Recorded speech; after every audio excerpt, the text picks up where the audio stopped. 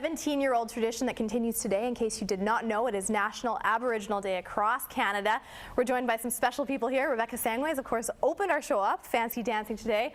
Teddy BISON on the end here, he was singing and he danced for us yesterday, and the familiar face that everyone knows at CTV, Nelson Bird. Good morning. Good morning. Hey, thanks for being here, guys. Let's start with you, Rebecca. Tell me a little bit about your regalia and what it means. Okay, so the women's fancy shawl is a representation of the butterfly. So on my regalia, you'll notice that I have a lot of colors here, and that's to represent butterflies. You know, they're all full of colors and everything. And also you'll notice on my cape here, I also have a butterfly, the outline of a butterfly, and right here as well. And I also have flowers on my outfit, and that's to represent that I'm from the Cree and Saulteaux tribe. Excellent. You look beautiful, and you should have seen her putting herself together this morning. It was quite the process. Nelson, let's go to you. National Aboriginal Day, what does it mean to you? Well, you know, it's a relatively new holiday. It's not really a stat holiday in Canada yet. We don't all have the day off yet, but that's coming soon, I'm hoping. It's like I said, it's 17 years, but to me, it's a day of celebrating the past, the present, and the future. But you know, every day for me is Aboriginal Day. You know, I'm always that person every day, so I'm always acknowledging that.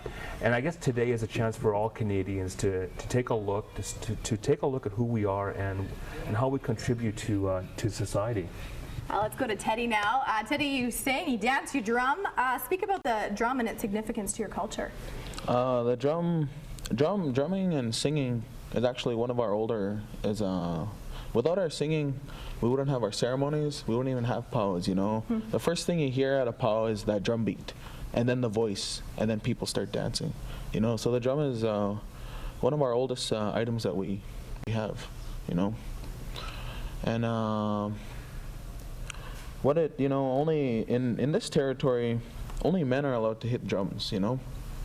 The reason being is that a little brief history is that what I was told by my elders is that the drum was given to us by the women, you know, and our elders always tell us, you know, treat that drum like it's your wife, you know. So sometimes I put it in the front seat and I let my girlfriend sit in the back. No, I'm just kidding.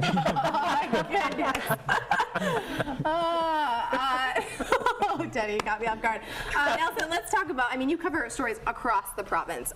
What is one that really positively sticks out in your mind from this past year? Well, this last year there's been a lot of events going on, like Idle No More, which we'll talk about in a little bit here, but I guess, you know, when you think about, if I want to be specific, the FSIN recently elected a new vice chief, Kimberly Jonathan. Yes. And that's a first, you know, for that to have happen in Saskatchewan, which is really good. It's really positive. It just means that in the future there'll be more women in powerful positions in this province. So I think that's a positive. Also, we had the Junos taking place in Saskatchewan, in Regina, and we had a lot of artists from across Canada here. So we celebrated that also too in a big way. And as Teddy mentioned, you know, the drum is very important, but it's also all genres of music are really coming out, whether it's rap, hip-hop, country, of course, and to have all that music combined and into the Junos this year was really positive. Yeah, Donnie Peranto put in Saskatchewan on the map there. Yes, our friend Donnie, yes. Nelson, let's talk about some of the myths out there that you think, you know, you might want to dispel about the Aboriginal. Well, there's a lot of myths. You know, people automatically assume because we're First Nations people that we don't pay taxes. You know, everything is free housing, free education, free everything. Well, that's not true. I think Canadians need to be educated a little bit more on who we are, and also to, you know, as a First Nations person living in Canada, in Regina, I do pay taxes.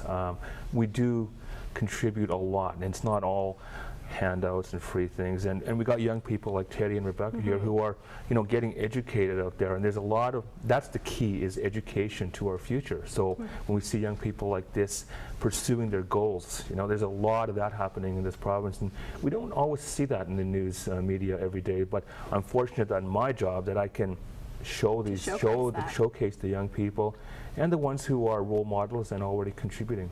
That's right, of course, Indigenous Circle you can catch right here on CTV. Thank you all for being here and sharing about your culture.